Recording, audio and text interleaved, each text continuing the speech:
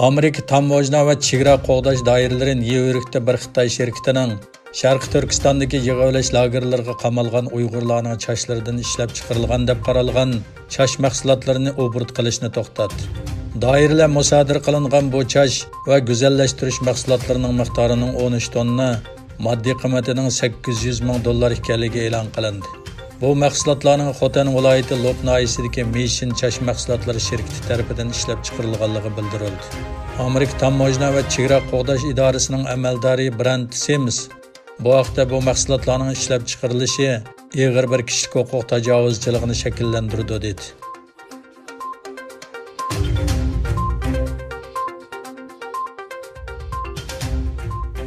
6-ayning 30-kuni Angliya va G'arbdagi boshqa 27 davlat Xitoy hukumatini davlat bexatarlik qonunining Hong Kong nusxasini yo'lga qo'yish qarorini bekor qilishga chaqirdi va Xitoy hukumatidan Birlashgan Davlatlar Tashkiloti xodimlarining Sharqi Turkistonda tekshirish olib berishiga yo'l qo'yishni talab qildi.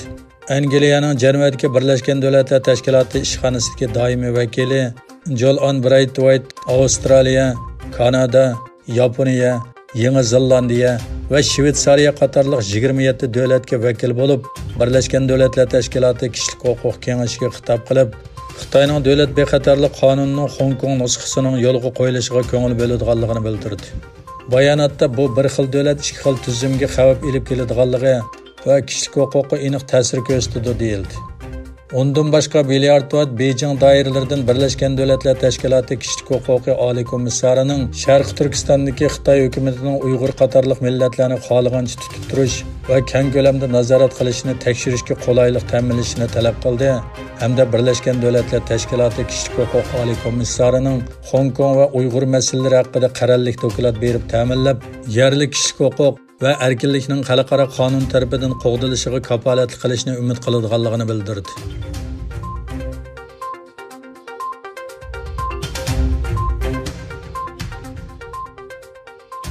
Tor bexatarlik şirketi Xitoyning qo'llashiga erishgan xakerlarning 2013-yildan buyon Uyg'urlarni iz qo'llab kelayotganligini o'tirg'a qo'ydi.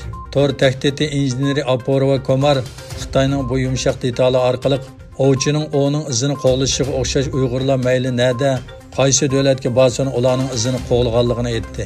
Mazkur shirkatning dokumentida aytilishicha, shirkatning istixborot guruhi Xitoy qo'llagan xakerlar tarafidan Uyg'urlarni nishon qilib taraqqiy qildirgan 4 xil yumshoq detalni bayqagan.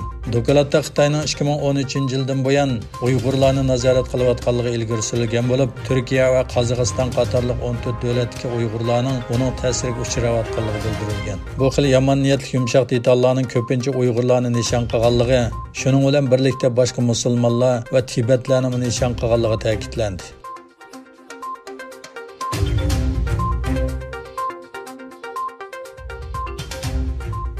Xitoy Tashqi ishlar ministerligining bayonotchisi Zhao Lijian Amerikaning Xitoy telegraf shirkatlari Huawei va Zhongshengni davlat bexatarligi tahdid deb qarag'anligiga inkos qaytardi.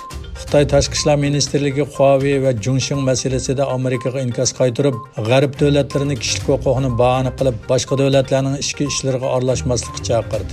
Amerika Federatsiya xabarlash komiteti oldingi kuni Xitoy texnika magnati Huawei va Zhongshengni davlat bexatarligi tahdid deb aniqlaganligini e'lon qildi. Amerika 2019-yil Xitoy texnik shirkati Huawei'ni davlat bexatarligiga xiloflik qilish xavfi bor deb qarab, texnika eksportiga chek qo'yishni o'z ichiga olgan amaliy gavda tizimligiga kirgizgan.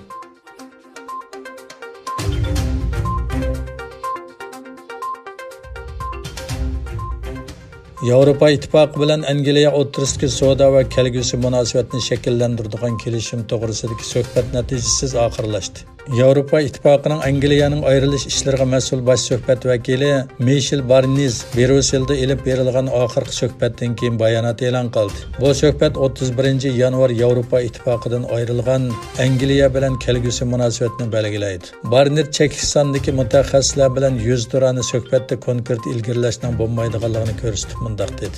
Bizning maqsadimiz tezdan suhbatlash orqali kelishim hosil qilish. 4 kunlik suhbatga qaramasdan oramizda ro'shan farq bor dedi.